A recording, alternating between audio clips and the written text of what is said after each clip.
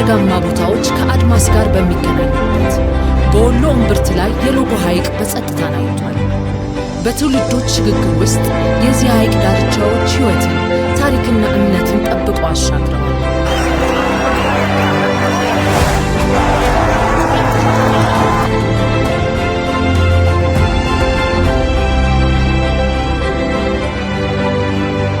አንዳንድ ቦታዎች ስለ ራሳቸው ያስተዋውቃሉ፣ ሌሎች ደግሞ በዝምታ ግርማ ውስጥ ሆነው ሳይናገሩ ይደመጣሉ። ይህ በሐይቅ ዳርቻ በ13.3 ሄክታር መሬት ላይ ተፈጥሮ በጥበብ ቀርጻ የሰራችውና በጠቅላይ ሚኒስትር አብይ አህመድ ገበታ ለትውልድ ፕሮጀክት ርዕይ ስር ተጠንስሶ የሆነው ሎጎ ሐይቅ ሪዞርት ነው።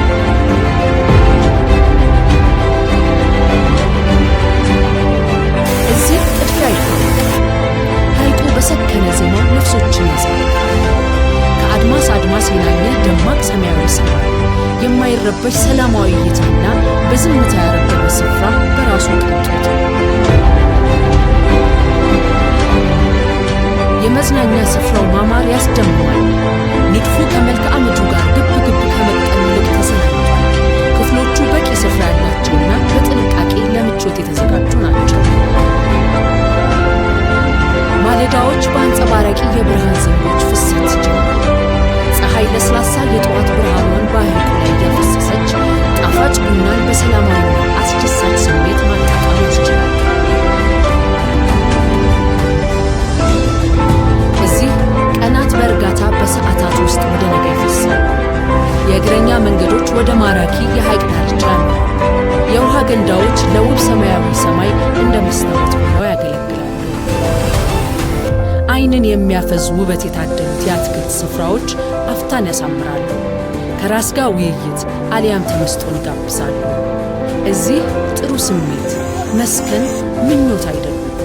ገና እግሮ ስፍራውን ሲረግጥ ተፈጥሮ በልግስናዋ ከሰውነቱ ጋር ተመሳጥራ እያንዳንዱ ወደ ውስጡ ገብቶ በሚወጣው አየር ውስጥ እረፍትና ደስታን እንዲያጣጥሙ ታደርጎታለች። እዚህ ምግብ ሆድን ከማጥገብ በላይ ሚና አለው። በስፍራው የተቀመሙ ተፈጥሯዊ ጣዕሞች መንፈስን ሳይቀር ይመግባሉ። ጀንበር ስታዘቀዝቅ ሐይቁ ሌላ ዓለም ነው። ለአብሮነት ማዕድ፣ ለውብ አንድነቶች፣ ለማይጠገቡ ጨዋታዎች መድረክ ይሆናል።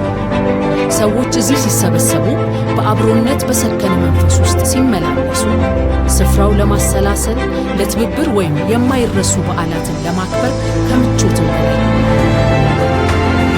ለስብሰባና ለፕሮግራም ማከናወኛ የሚመቹ ስክነትን የተላበሱ ክፍት ቦታዎች ተዘጋጅተዋል። በሎጎ ሐይቅ ሪዞርት ዓይን ከሚያየውም በላይ ውበትና ሰላም ይፈሳል።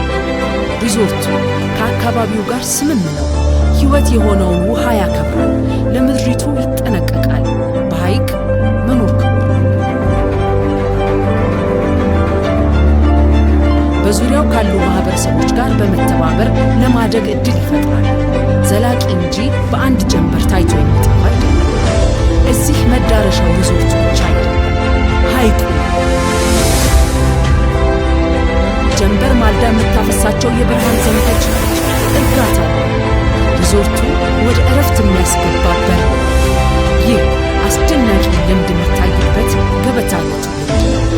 ከዚህ ሪዞርት እየተነሱ አስደናቂውን የአካባቢው ታሪክ፣ መልክዓ ምድር፣ ተፈጥሮና ባህል እንዲሆኑ